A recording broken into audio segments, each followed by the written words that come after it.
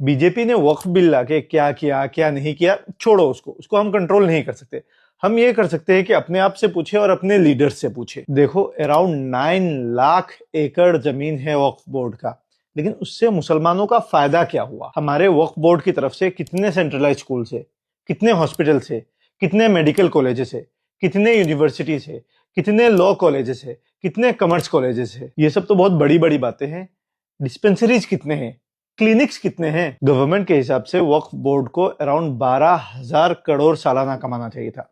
आधा छोड़ दो, 6,000 करोड़। वक्फ बोर्ड साल में 156 करोड़ रेवेन्यू जनरेट करती है। तो ये एक्सपेक्टेड रेवेन्यू जाता किधर है?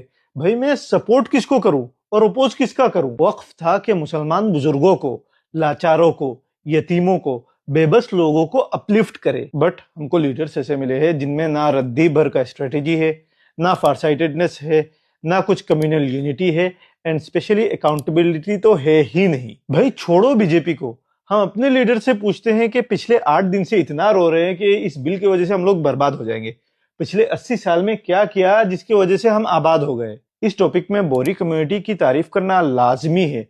उनका जो सोशल यूनिटी है, उनका मुंबई का सैफी हॉस्पिटल ले लो, उनका जो बिजनेस लोन सिस्टम ले लो, उनके खाना वेस्ट ना करने के प्लान्स, उनका सेंसस सिस्टम, इतना सिस्टमेटिकली चलते हैं वो। उनसे हजारों इख्तिलाफ हो सकते हैं, लेकिन एज ए कम्युनिटी उनका जो विजन, उनका जो मिशन है, वो काबिले तारीफ नहीं, काबिले सैल्यूट है। वक्फ से तो इनका आधा भी नहीं बन पाया। पूरे इंडिया का तो छोड़ो, एक स्टेट में एक इस्लामिक बैंकिंग सिस्टम जिससे इंटरेस्ट फ्री लोन मिले, वो भी नहीं बना पाया हम लोग। ऑनेस्टली वक्फ का जो सिस्टम था, वो मुसलमानों के ओवरऑल तरक्की का एक बहुत बड़ा जरिया बन सकता था।